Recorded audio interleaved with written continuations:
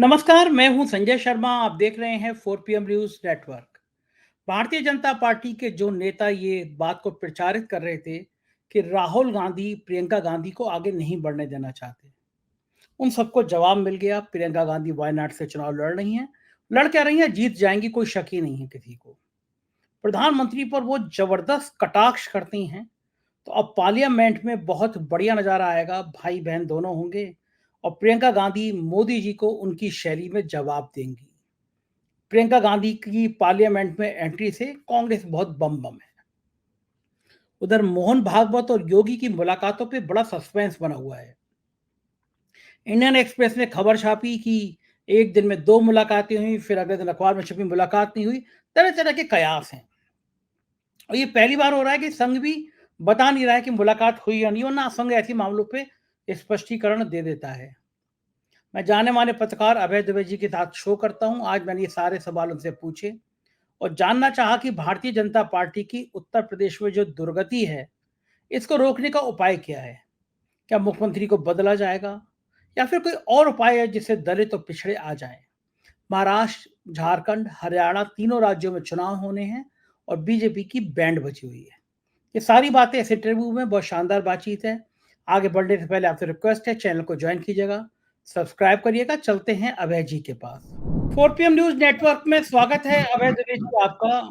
आखिर वही हुआ जो अनुमान लगाया जा रहा था कि राहुल गांधी रायबरेली में रखेंगे सीट और बायनॉट छोड़ेंगे और प्रियंका गांधी वहां से चुनाव लड़ेंगी। तो देर सवेर प्रियंका गांधी ने सक्रिय राजनीति में चुनाव लड़ने के ऐलान के साथ कदम रख दिया। अब तक वो कई जगह प्रभारी रही थी, संगठन का काम देख रही थी, लेकिन अब वो मेंबर ऑफ पार्लियामेंट हो जाएंगी। मैं इसलिए कह रहा हूँ कि वायनाड सीट से उनका जीत पाना लगभग तय ही है। मतलब चुनाव होगा लेकिन तय है कि प्रियंका गांधी चुनाव जीत जाएंगी। तो संसद में पहली बार बेट भाई और बहन दोनों एक साथ नजर आएंगे। प्रियंका गांधी की शैली अपनी है, ये बोलने की बहुत ज्यादा ध्यान खींचती हैं। तो ये कांग्रेस का ये बड़ा दांव यही था कि सतीश शर्मा को जिता दो, क्षमा कीजिएगा, किशोरी लाल शर्मा को जिता दो और फिर प्रियंका गांधी को वायनाड से भेज दो। ये दांव कैसा है आपकी दृष्टि से? देखिए, आपको याद होगा कि जिस वक्त पर्चे भरे जा रहे थे उससे ठीक पहले जब ये कयासबाजी हो रही थी कौन कहां से लड़ेगा और वायनाड से लड़ेंगे राहुल गांधी और स्मृति ईरानी की चुनौती का सामना करेंगे या नहीं करेंगे, या रायबरेली से लड़ेंगे, क्या होगा। क्योंकि रायबरेली की सीट तो खाली हो ही गई थी, सोनिया गांधी राजस्थान से राज्यसभा की सदस्य हो गई थी। तब हम लोगों ने ये अनुमान लगाया था और वो अनुमान हम लोगों का सही बैठा। हमारा और आपका दोनों का अनुमान था कि राहुल गांधी रायबरेली से लड़ेंगे और फिर वायनाड छोड़ देंगे चुनाव जीतने के बाद, और वहां से प्रियंका गांधी लड़ेंगी। इस तरह भाई बहन दोनों ही चुनकर संसद में पहुंच जाएंगे। अच्छा, लेकिन इसके बाद में और भी बहुत सारी कयासबाजी हुई। तब इतना अंदाज नहीं था हम सब लोगों को कि उत्तर प्रदेश में लोकसभा के चुनाव कैसे होंगे। सारी चीजें अनुमानों के दौर में थी। ये नहीं पता था कि ये तो लग रहा था कि राहुल गांधी रायबरेली से अच्छा जीतेंगे, लेकिन किशोरी लाल जी भी इतना अच्छा जीतेंगे इसके बारे में कुछ दावे के साथ कहना अंदाज ही लग सकता था। अंदाज ये था किशोरी लाल जी अच्छी टक्कर देंगे, लेकिन वो स्मृति ईरानी को धुआंधार तरीके से हरा देंगे ये अंदाजा नहीं था। आज की स्थिति तो ये है उत्तर प्रदेश में कि अगर प्रियंका गांधी, मतलब राहुल गांधी ने ये कहा भी है और हम लोगों को भी लगता है कि अजय राज इस तरह प्रधानमंत्री के मुकाबले लड़े, अगर प्रियंका गांधी को प्रधानमंत्री के मुकाबले खड़ा कर दिया जाता तो हो सकता है कि प्रधानमंत्री बमुश्किल तमाम वो उस तरह जीतते जिस तरीके से वो एक थोड़े से वोटों से बंबई से एक कोई बंदा जीता है शिंदे की शिवसेना का। तो अब उत्तर प्रदेश की स्थिति बिल्कुल बदल गई है। उत्तर प्रदेश में तो हालत यह है कि कांग्रेस ने अब उन सीटों पर जो उसे अखिलेश यादव से समझौते के तहत मिली थी उसमें उसके वोटों में बढ़ोतरी हुई है 36.7% अंकों की कांग्रेस की। आप सोचिए 36.7 परसेंटेज पॉइंट्स की बढ़ोतरी कांग्रेस की हुई है। तो कांग्रेस तो उत्तर प्रदेश में बड़े जबरदस्त उछाल की ओर है, और अगर कांग्रेस के नेतृत्व ने, कांग्रेस की आला कमान ने इस उछाल को कायम रखकर पुष्ट नहीं किया और इसको और आगे नहीं बढ़ाया, अपने संगठन को मजबूत नहीं किया, अपनी उपस्थिति और जमीन पर न बढ़ाई, तो ये तो कांग्रेस हम सब लोग कहेंगे कांग्रेस ने अपने पैरों में कुल्हाड़ी मारी। यही वो मौका होता है, यही वो ऐसे क्षण है जब आपको लाभ मिला है और इस लाभ को आप उत्तरोत्तर उसका विस्तार करते हैं और मजबूत करते चले जाते हैं। तो कांग्रेस के उत्तर प्रदेश में इतने बेहतरीन प्रदर्शन के बाद में मुझे तो पक्का यकीन था कि राहुल गांधी रायबरेली से सांसद रहेंगे। यहां तक कि आप देखिए ना कि अखिलेश तक ने करहल से विधायकी छोड़ने का फैसला किया और वो सांसद बन के केंद्र में आ रहे हैं, क्योंकि उत्तर प्रदेश की राजनीति ने लोकसभा चुनाव बहुत बड़ा विपक्ष के लिए गेम चेंजर। 2014 के बाद देखिए विपक्ष की क्या हालत थी। 50 सीटें समाजवादी पार्टी के लिए जीतना मुश्किल था। कांग्रेस का वोट प्रतिशत लगातार गिरता जा रहा था। बहुजन समाज पार्टी का वैसे ही जुलूस निकला हुआ था और इस चुनाव में तो और भी जुलूस निकल गया है। तो विपक्ष की राजनीति तो उत्तर प्रदेश में बड़ी जबरदस्त करवट बदली है और उसकी वजह से भारतीय जनता पार्टी में पूरा जूता राज छड़ा हुआ है। पूरे भाजपा की समझ में ही नहीं आ रहा है कि क्यों हारे, कहाँ हारे, कैसे हारे, किसने गद्दारी की, कहाँ गद्दारी हुई, किसके मत्थे मड़ा जाए, बंद लिफाफों में क्या है जो वहां पे दिया जा रहा है। मैं तो समझता हूँ बंद लिफाफे खुलेंगे तो उसमें लीपापोती ही निकलेगी, क्योंकि उसमें कुछ है नहीं, क्योंकि सब लोग सह अपराधी हैं। इसको अंग्रेजी में कॉम्प्लिसिट कहते हैं। नीचे से लेके ऊपर तक के लोग जो हैं वो भारतीय जनता पार्टी की हार में उन सबका योगदान है, क्योंकि इतनी बड़ी हार तब तक नहीं हो सकती इसमें साधारण कार्यकर्ता से लेकर और मुख्यमंत्री तक सबका योगदान न हो, केंद्र के जो लोग इंचार्ज बना के भेजे गए थे उनका भी योगदान न हो। तो उत्तर प्रदेश में भाजपा की नैया सबने मिलकर डुबोई है और उसका फायदा मिला है विपक्ष को। विपक्ष की अपनी कोशिशें भी थी, उन्होंने मेहनत भी की, उनकी रणनीति भी अच्छी थी और किस्मत ने भी उनका साथ दिया। तो कुल मिला के हालत यह है कि जो सीटें भाजपा ने जीती हैं उन सीटों पर भी भाजपा का 5 से 7% से लेकर 10% तक वोट गिर गया है वहां पे। मतलब भाजपा जहां जीती है उत्तर प्रदेश में वहां भी ऐसा नहीं उनका वोट प्रतिशत बहुत बढ़ गया हो। उनकी ये भाजपा की बहुत बुरी हालत है उत्तर प्रदेश में। जीत में मजा है और हार में तो मजा होता ही नहीं है, ये हालत है उत्तर प्रदेश में। ऐसे में अगर राहुल गांधी और अखिलेश दोनों अपनी अपनी लोकसभा की सीटों को कायम रखना चाहते हैं और दूसरी सीटों से इस्तीफा देना चाहते हैं तो ये उत्तर प्रदेश की राजनीति के लिए एक बहुत अच्छी खुशखबरी है। क्या लगता है आपको प्रियंका गांधी अगर हाउस में पहुंचेंगी, जब वो बोलेंगी तो क्या नजारा होगा? क्योंकि प्रधानमंत्री पर वो प्रियंका गांधी वक्ता अच्छी हैं, मुझे नहीं पता संगठन में उनकी पकड़ कैसी है। व्यक्तित्व उनका अच्छा है, कार्यकर्ता उनसे प्रभावित होते हैं, लेकिन संगठन के लिए आपके संगठन पर पकड़ होने के लिए बहुत खूबसूरत व्यक्तित्व की आवश्यकता नहीं है। जैसे अमित शाह का व्यक्तित्व तो बहुत सुंदर नहीं है, लेकिन संगठन में उनकी पकड़ है। बहुत से लोग जो संगठन के महारथी होते हैं वो पृष्ठभूमि में रहकर काम करते हैं, उनके लिए बहुत अच्छा वक्ता होना भी बहुत कोई जरूरी नहीं है। जैसे भारतीय जनता पार्टी, कुशाभाऊ ठाकरे संगठन के आदमी थे, किसी ने उनका भाषण सुना है आज तक? किसी ने उनका भाषण नहीं सुना। तो ये होता है, लेकिन प्रियंका गांधी दरअसल उनमें संगठन पर पकड़ के अलावा, पकड़ को छोड़ दीजिए एक बार, उनके अंदर जननेता बनने की बहुत संभावना है। अपनी दादी की तरह लगती हैं, मास लीडर, हाँ, मास लीडर बनने की उनके अंदर, हाँ जी, मास लीडर बनने की उनके अंदर बहुत संभावना है। अगर वो ऐसा बन पाई तो राहुल गांधी के साथ में वो एक तरह से डबल दुनाली बंदूक की तरह काम करेंगे। वो कांग्रेस के लिए दुनाली बंदूक की तरह काम करेंगी और वो बंदूक जब संसद में चलेगी और उत्तर प्रदेश की जमीन पे चलेगी तो उसका बड़ा जबरदस्त असर होगा। ये जो भारतीय जनता पार्टी के भक्तगण हैं वो कहते थे कि भाई प्रियंका गांधी को राहुल गांधी आगे बढ़ने नहीं देना चाहते, उनका कैरियर खत्म करना चाहते हैं। बड़े बड़े आरोप लगाए थे ये इस तरह के कि भाई गांधी परिवार में प्रियंका को दबाया। अब तो जो भारतीय जो भक्तगण है उनको जवाब ये देना चाहिए। पुरानी बातें उन्होंने कहीं छोड़ दी है, उनको भूल जाए वो। अब तो उन्हें जवाब इस बात का देना चाहिए कि मोहन भागवत क्यों बार बार बुलंद आवाज में, मोहन भागवत, रतन शारदा और इंद्रेश कुमार जैसे लोग क्यों बुलंद आवाज में कह रहे हैं कि भारतीय जनता पार्टी चुनाव हार गई। भाजपा की थीसिस तो ये है कि भाई जिसको प्रवक्ता बोल रहे हैं हम चुनाव हारे ही नहीं है, हम तो चुनाव जीत गए हैं, हमारी सरकार बन गई है, हमारे कौन से कांग्रेस की 100 सीटें हैं, हमारी सीटें इतनी ज्यादा, तो इस तरह की बातें वहां पे की जा रही हैं। लेकिन संघ तो ये कह रहा है कि नहीं आप चुनाव हार गए। क्यों हार गए? क्योंकि आप घमंडी थे, क्योंकि सत्ता आपके दिमाग पे चढ़ गई थी, यही सब तो बोल रहे हैं वो। उन बातों का उन्हें जवाब देना चाहिए अगर वो वास्तव में जवाब देने में उनकी दिलचस्पी है। प्रियंका गांधी की क्या वो खाकर आलोचना करेंगे? प्रियंका गांधी जैसी कोई महिला नेता तो भारतीय जनता पार्टी के अंदर है ही नहीं। किसी जमाने में सुषमा स्वराज वगैरह बड़ी अच्छी महिला नेता होती थी भाजपा की, लेकिन जब सुषमा स्वराज विदेश मंत्री थी तो नरेंद्र मोदी ने तो उनको बिल्कुल ढक्कन कर दिया था। उनकी हालत ये थी कि नेपाल से आगे कभी जाती नहीं थी वो। अमेरिका जब नरेंद्र मोदी जाते थे सुषमा स्वराज को साथ लेकर नहीं जाते थे। सुषमा स्वराज ने केवल विदाई देने जाती थी हवाई अड्डे पर और स्वागत करने जाती थी वापसी पर। उनकी विदेश मंत्री के तौर पर नेपाल तक ही यात्रा हो पाती थी बेचारी की। तो उनको तो बिल्कुल ऐसा कर दिया था अपनी एकमात्र सबसे बड़ी महिला नेत्री को। दूसरी महिला नेत्री है उमा भारती, जो कि लोधी राजपूत बिरादरी की भी बहुत सम्माननीय नेता रही हैं। उनकी इतनी उपेक्षा हुई है, इनकी इतनी उपेक्षा हुई है कि उनकी जो चरखारी सीट थी वहां से भारतीय जनता पार्टी चुनाव हार गई है।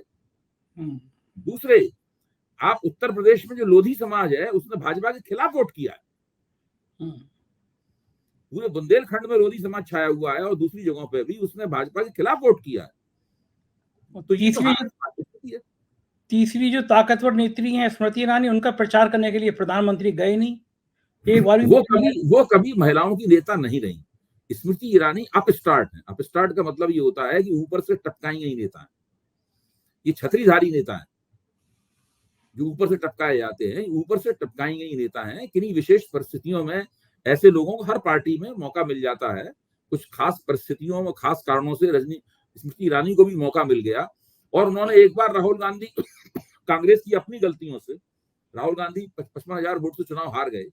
लेकिन उसके बाद देखिए आप, जो इतना बड़ा मौका मिल जाने के बावजूद भी स्मृति ईरानी उस मौके को भुना नहीं पाई। उन्होंने अपने निर्वाचन क्षेत्र में काम नहीं किया, केवल ढींगे मारती रही, लोगों से अशिष्टताएं करती रही और अंततः कितनी बुरी तरह चुनाव हारी। अब तो उनका कोई आवाज भी दूर दूर तक नहीं सुनाई पड़ती कि वो कहाँ है, क्या है। किसी कार्यक्रम में भी अब नहीं दिखाई पड़ती। ऐसा लगता है वानप्रस्थ ले लिया उन्होंने। हाँ, लगता तो यही है। इधर एक चीज की चर्चा और उत्तर प्रदेश में हो रही है। इंडियन एक्सप्रेस ने खबर छापी कि मोहन भागवत और योगी आदित्यनाथ की मुलाकात एक दिन में 2 बार हुई। आज कुछ अखबार छाप रहे हैं कि मुलाकात हुई नहीं, वो एक भी मुलाकात नहीं हुई। संघ की एक आप समझने की बात यह है कि संघ की एक युक्ति है, संघ की एक पॉलिटिकल टेक्नोलॉजी है। वो ये है कि वो एक बयान देते हैं और जब तक उस बयान का पॉलिटिकल इफेक्ट नहीं पैदा होता तब तक चुप रहते हैं उसके बारे में। जब चर्चाओं से उससे वो मकसद हल हो जाता है बयान का, तब फिर उस बयान का खंडन कर दिया जाता है या ये कहा जाता है कि बयान का मतलब ठीक नहीं निकाला जा रहा, ये मतलब नहीं था संघ का। जबकि मतलब बिल्कुल साफ है, बयान सुन लीजिए। अब तो जमाना भी चला गया जबकि ये वीडियो क्लिप नहीं हुआ करते थे। भाई एक जमाना था जबकि नेता लोग अपना बयान देकर मुकर जाया करते थे क्योंकि उसका कोई सबूत तो होता नहीं था। पत्रकार बयान सुनता था, हाथ से अपनी किताबिया में नोट करके ले जाता था और खबर लिखता था अखबार में। नेता के लिए बड़ा आसान था उस बयान से मुकर जाना। अब तो उनके बयान से मुकरना आसान नहीं है। लेकिन संघ की ये इस तरह के पुराना हथकंडा है उनका। वो मुझे इंडियन एक्सप्रेस की खबर में पूरा भरोसा है। इंडियन एक्सप्रेस की उस खबर के मुताबिक एक बार सुबह इन लोगों की मुलाकात हुई, एक और वो भी बंद कमरे में आधे घंटे तक मुलाकात हुई। उसके बाद में शाम को फिर मुलाकात हुई, वो भी बंद कमरे में आधे घंटे के लिए मुलाकात हुई। तो मुझे लगता यह है कि योगी आदित्यनाथ के सरसंघ चालक डॉक्टर मोहन भागवत के साथ में सीधे संबंध है। उसमें बीच में कोई बिचौलिया नहीं है, उसमें कोई अमित शाह वगैरह कोई हस्तक्षेप नहीं है, उसके अंदर सीधे संबंध है। और ये जो जांच पड़ताल चल रही है, इस जांच पड़ताल में अगर कोई आंच योगी आदित्यनाथ तक आती है कि उन्होंने कहीं असंतोष को शह दिया या भाजपा की जीत में प्रमुख भूमिका नहीं निभाई, तो मुझे लगता है कि मोहन भागवत उनकी रक्षा करेंगे। क्या बात हुई होंगी एक दिन में? अगर 2 बार मुलाकात हुई है, बंद कमरे में बात हुई है, तो आपके हिसाब से संघ ने ऐसा क्या, मोहन भागवत ने ऐसा क्या पूछा होगा कि दोबारा मुलाकात करने? ये पूछा नहीं जाता है, ऐसी मुलाकातों में पूछा नहीं जाता है। ऐसी मुलाकातों में उर्दू इसको कहते हैं तबादला ख्यालात, तबादला ख्याल मतलब विचारों का प्रधान जो है वो होता है उर्दू में जो कहा जाता है। तो ये देश की राजनीति किस दिशा में आप जाएगी इन परिणामों के तहत, तो वो मोहन भागवत जो बातें जानना चाहते होंगे उनसे कि भाई उत्तर प्रदेश में ये जो जबरदस्त पराजय हुई है इसका आपकी निगाह में क्या कारण है, तो उन्होंने योगी जी ने संक्षेप में उनको कह दिया होगा कि ये कारण है उनके। और बड़े आराम से वो बता सकते हैं कि कहां पर मुख्यमंत्री के तौर पर उनके प्रभाव का और उनके आकलन का और उनकी राजनीतिक समझ का भाजपा ने फायदा ही नहीं उठाया। पूरी की पूरी जो कैंपेन थी, मुहिम थी, वो तो हाईली सेंट्रलाइज्ड मुहिम थी। सारे केंद्र क्या आदित्यनाथ जी से पूछ के टिकट बांटे गए थे? आदित्यनाथ जी से पूछ के टिकट तो नहीं बांटे गए थे। टिकट तो जिसने बांटे थे उसने बांटे थे, जो समिति थी उसकी सिफारिशें थी, वो सिफारिशें उनसे पूछ के तो नहीं की गई थी। तो बहुत सारा ऐसा मसला है जो उन्होंने उन्हें बताया होगा। और फिर नरेंद्र मोदी की क्या स्थिति है, अमित शाह की क्या स्थिति है, इन तमाम बहुत सी बातों में चर्चा हुई होगी। अरविंद केजरीवाल के उस वक्तव्य पे चर्चा हुई होगी, बहुत सारी बातों में चर्चा हुई होगी। तो आपको लगता है कि क्या योगी की अब इस हद तक कमजोर स्थिति है कि दिल्ली उनको हटाने पे विचार कर सके, मुख्यमंत्री बदलने पे विचार कर सके?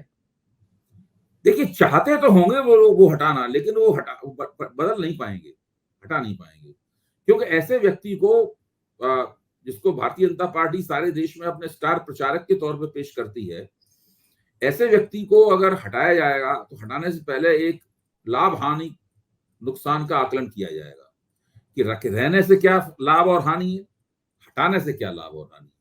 उसमें अगर रहने से लाभ ज्यादा है, हानि कम है, और हटाने से अगर हानि ज्यादा है और लाभ कम है, तो उसके बाद उसी हिसाब से फैसला लिया जाएगा। ये बहुत नाजुक मसला है। मैं पहले भी कह चुका हूं कि योगी आदित्यनाथ भारतीय जनता पार्टी की आला कमान के गले में अटके हुए हैं।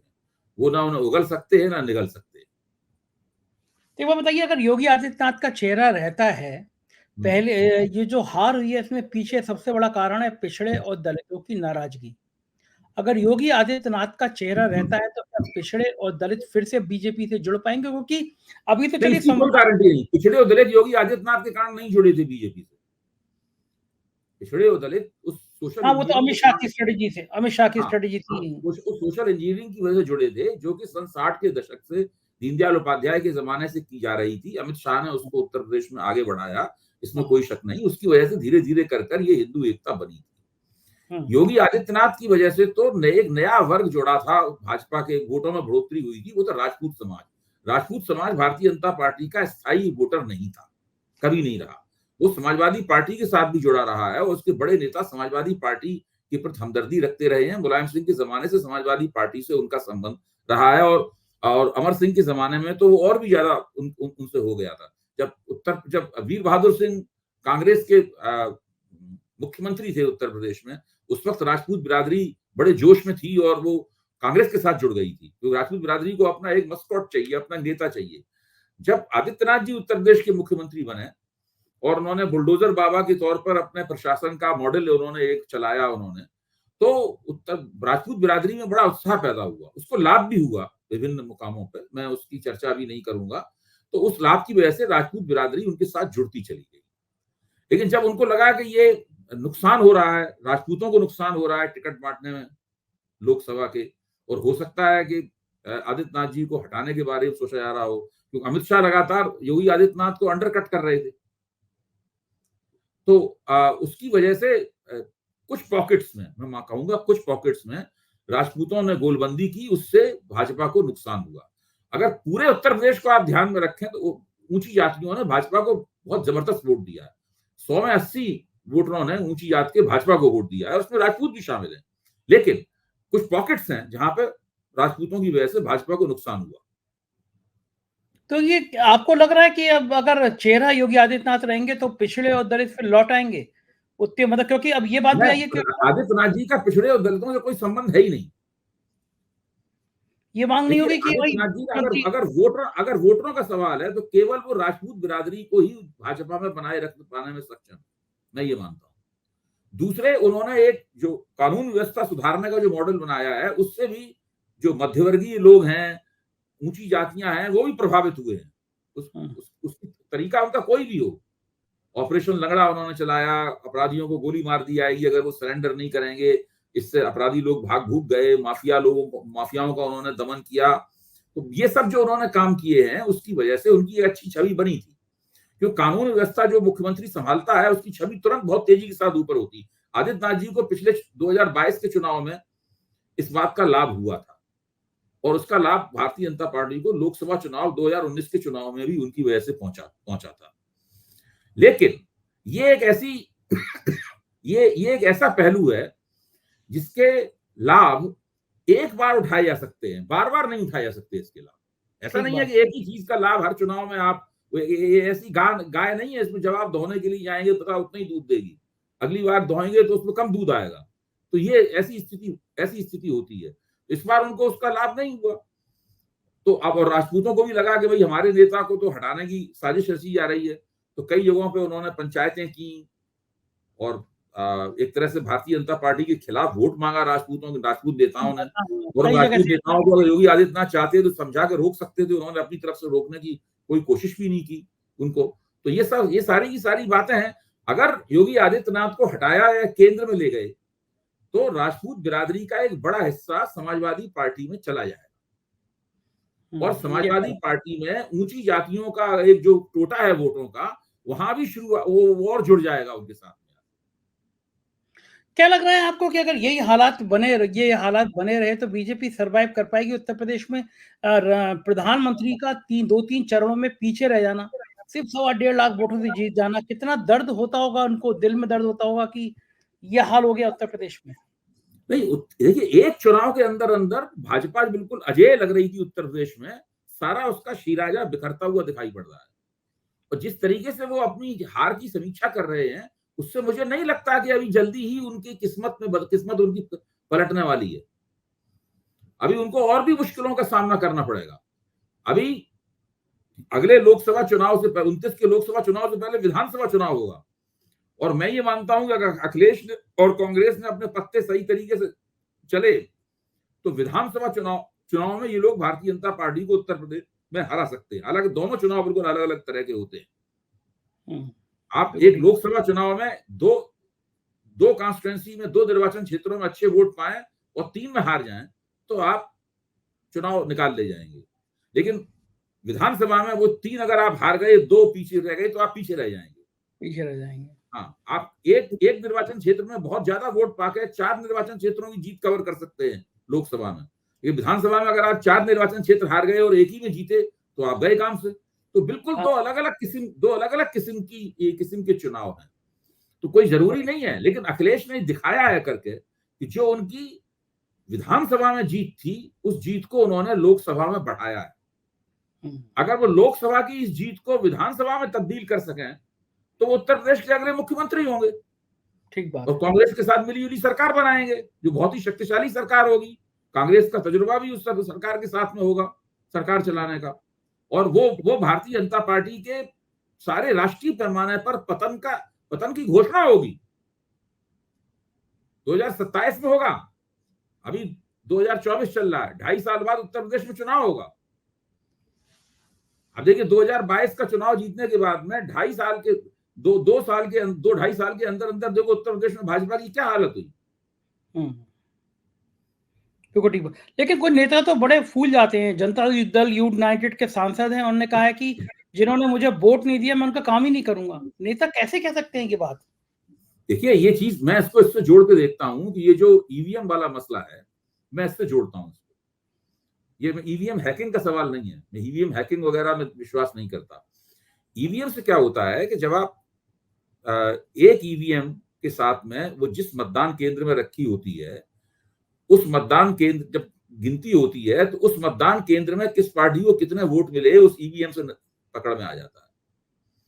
और हिंदुस्तान में आबादी में बिरादरियां इस तरह रहती हैं, किसी इलाके में यादव ज्यादा रहते हैं, किसी इलाके में मुसलमान ज्यादा रहते हैं, किसी इलाके में ब्राह्मण ज्यादा रहते हैं, किसी में राजपूत ज्यादा हैं, किसी में लोधी हैं, किसी में काछी है, किसी में कुर्मी ज्यादा है, किसी में दलित ज्यादा है। ये इस तरह से हिंदुस्तान में बिरादरियां बड़े शहरों को छोड़कर जो अर्ध शहर और कस्बाई इलाके हैं, गांव हैं, वहां इसी तरह से है। तो वहां ईवीएम के नतीजे से ईवीएम पे एक नंबर पड़ा होता है, उस नंबर के आगे लिखा रहता है कि किस क्षेत्र की ईवीएम है, उस क्षेत्र में किस पार्टी को कितने वोट मिले हैं, ये पता लग जाता है उसमें। इससे मतदान की गोपनीयता का उल्लंघन होता है ईवीएम से। और ये समझने की बात यह है कि जब पर्चियों से चुनाव होता था, मतपत्रों से चुनाव होता था, तो सारे मतपत्र मिला दिए जाते थे और फिर सबकी गड्डियां बनाई जाती थी अलग अलग पार्टियों में, और फिर गड्डियों को गिनाया था। जानना असंभव था किसको किस इलाके से कितने वोट मिले। वो मतदान की गोपनीयता उससे सुनिश्चित होती थी। आज मैंने जब ये बात कही, आज सवेरे भी बात कही, शाम को कही, तो भारतीय जनता पार्टी के प्रवक्तागण बहुत नाराज हुए और वो बहुत ज्यादा उछलकूद मचाने लगे। खैर जैसा नेता है वैसे प्रवक्ता, मैं उसकी चिंता नहीं करता हूं, लेकिन मैं बता रहा हूं कि ये चीज उनको बहुत चुभती है। एक नेता अभी सांसद चुना गया है, वो ये कह रहा है कि मैं मुसलमानों और यादवों का काम नहीं करूंगा, उन्होंने हमें वोट ही नहीं दिया। हालांकि वो फर्क कर रहे हैं कि सार्वजनिक काम करूंगा, व्यक्तिगत काम नहीं करूंगा, आऊंगा तो चाय वगैरह पिलाऊंगा लेकिन व्यक्तिगत काम नहीं करूंगा। लेकिन ये कहना है कि उनकी जरूरत कैसे हुई भाई, आप सही बात सोचिए। है। प्रधानमंत्री कहते हैं 140 करोड़ का मैं प्रधानमंत्री हूँ। जब एनडीए के सांसद अपने निर्वाचन क्षेत्र, पूरे निर्वाचन क्षेत्र के प्रतिनिधि होने के लिए तैयार नहीं है, तो प्रधानमंत्री 140 करोड़ लोगों के प्रधानमंत्री कैसे हो सकते हैं? अच्छा अभी जी लगता है क्या कि ये भारतीय जनता पार्टी का राष्ट्रीय अध्यक्ष कब तक फाइनल हो सकता है और कौन हो सकता है? अलग-अलग नाम चल रहे हैं, अलग-अलग लोग कयास लगा रहे हैं और संघ का कितना दखल रहेगा? मुझे तो लगता है कि संघ जिसको चाहेगा वही बनेगा अध्यक्ष। मेरी अपनी समझ तो ये है, गलत और सही साबित हो सकती है। कोई पिछड़ा या दलित होगा या ऊंची जाति का होगा? कोई भी हो सकता है, वो पिछड़ा दलित हो, संघ जिसको चाहेगा वो बनेगा अध्यक्ष। मोदी जी उम्र राजी हो भी जाएंगे? 60 साल या उससे कम होगी। मोदी जी राजी हो जाएंगे? मोदी जी राजी होंगे कि नहीं होंगे तो मोदी जी के हाथ में रह ही नहीं गया है ना। मोदी जी के हाथ में, मोदी जी चीज अपने हाथ में रखनी थी तो 350 सीट लानी चाहिए थी। एक जन मुझसे कह रहे थे कि संघ की प्लानिंग थी पहले जब बीजेपी की संसदीय दल की बैठक होगी वहां कुछ विरोध होगा, लेकिन मोदी जी को पता चल गया, उन्होंने सीधे एनडीए की बुला ली, भाजपा संसदीय दल की बैठक ही नहीं बुलाई। हाँ बिल्कुल, वो तो मैं मेरे ख्याल से मैंने भी जो परसों बातचीत हुई थी आपसे, उसमें मैंने ये बात कही थी।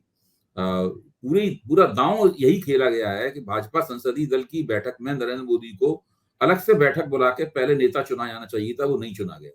ये मान लिया गया कि वो उसके स्वाभाविक रूप से नेता हैं और वहां पे जाकर एनडीए की मीटिंग में प्रस्ताव रख दिया गया और एनडीए का सीधे सीधे उन्हें नेता चुन लिया गया। उसमें राजनाथ सिंह ने खड़े होकर जब प्रस्ताव रखा तो उन्होंने साथ में ये भी बोल दिया कि भारतीय जनता संसदीय दल के नेता श्री नरेंद्र मोदी को मैं अनुमोदन करता हूं कि वो एनडीए संसदीय दल के नेता चुने जाएं वगैरह। इस तरह ये तरीका अपनाया गया इस काम को करने का। अब देखिए ये जो तथ्य है ये किस तरीके से अपना रंग लाता है। कुछ गर्मी हो सकती है कि अगर आपने उस मीटिंग को अवॉइड किया तो फिर जब दोबारा भाजपा संसदीय दल की बैठक हो तो उसमें कुछ गर्मा गर्मी हो। लगता है कि बिल्कुल, सांसद की हिम्मत मीटिंग को बची है। अवॉइड तो इसलिए किया गया ना कि मीटिंग में कोई खड़े होकर कुछ बोल सकता था। जो चुनाव में पराजय हुई है उस पराजय पे कुछ बातचीत हो सकती थी उसमें, उसको नजरअंदाज, उसको दरकिनार करने के लिए ही ये हथकंडा अपनाया गया। तो अब किसी की हिम्मत है बोल पाए? देखिए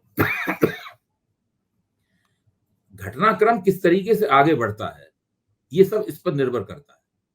जो अब विधानसभा चुनाव होंगे, अगर बहुत दूर तो है नहीं विधानसभा चुनाव, इसी साल 3 विधानसभा चुनाव होने हैं और इस साल में मुश्किल से 7 महीने इस साल में 5 महीने बचे हैं इस साल के अंदर, 6 महीने बचे हैं इस साल में। तो ऐसी स्थिति में 3-4 महीने में ही पता लग जाएगा कि भारतीय जनता पार्टी विधानसभा चुनावों के धरातल पर कितने पानी में है। अगर भाजपा वापसी करते हुए नहीं दिखी, ऐसे अब राष्ट्रीय स्वयंसेवक संघ ने दबाव डाला है कि आप दुष्यंत चौटाला से हरियाणा में समझौता कीजिए, कि अगर आप समझौता नहीं करेंगे तो आपकी और दुर्गत होगी हरियाणा में। हरियाणा में वही 5 सीटें तो हार गए, पहले 10-10 सीटें हर बार जीतते थे, 5 सीटें तो हार ही गए। तो अब जाट वोट सख्ती के साथ इनके खिलाफ है और कांग्रेस जो है बहुत सारे गैर जाटों को भी टिकट देगी। ऐसा थोड़ी ना कि सारी सीटों पर केवल जाटों में ही टिकट दे दिया जाएगा। तो वो गैर जाट, भाजपा का जो गैर जाट समर्थन आधार है उसमें भी कटौती करेंगे। तो भाजपा हरियाणा में बहुत बुरी स्थितियों का सामना करेगी। हरियाणा में 21% दलित हैं, 21% दलित हैं जो इस वक्त इंडिया गठबंधन के साथ हैं। उनको भाजपा दोबारा कैसे अपनी ओर खींचेगी? केवल पंजाबियों के वोटों से और के वोटों से ना आप जीत जाएंगे। मनोहर लाल खट्टर की बिरादरी और सैनी बिरादरी से तो ना जीत जाएंगे आप। उधर महाराष्ट्र में भी हालत खराब है। देखिए महाराष्ट्र में तो अगर महागठबंधन ने बुद्धिमानी की और ठीक से कदम उठाए तो वो ये महायुति को बहुत बुरी तरह परास्त करेंगे, काफी बुरी तरह परास्त होंगे। हालात झारखंड में भी ऐसी हैं, हेमंत सोरेन की सहानुभूति बहुत है वहां पे। झारखंड एकमात्र मेरे ख्याल से ऐसा प्रांत है जहां आदिवासियों ने भाजपा को नापसंद किया है, वरना आमतौर पे आदिवासी वोटों ने मध्य प्रदेश में, छत्तीसगढ़ में और कुछ-कुछ महाराष्ट्र में भारतीय जनता पार्टी की तरफदारी की है। ठीक बात है। हुँ। झारखंड। ठीक बात है, हम लोग निगाह बनाए रखेंगे। बहुत-बहुत बिल्कुल। शुक्रिया अभय जी इतनी सारी बातचीत को समझाने के लिए। तो ये थे अभय दुबे जी और हम लोग बात कर रहे थे कि आखिर देश की राजनीति में क्या होगा? मुझको यकीन है ये चर्चा आपको पसंद आई होगी। अपनी राय से अवगत कराइएगा। शुक्रिया, थैंक यू।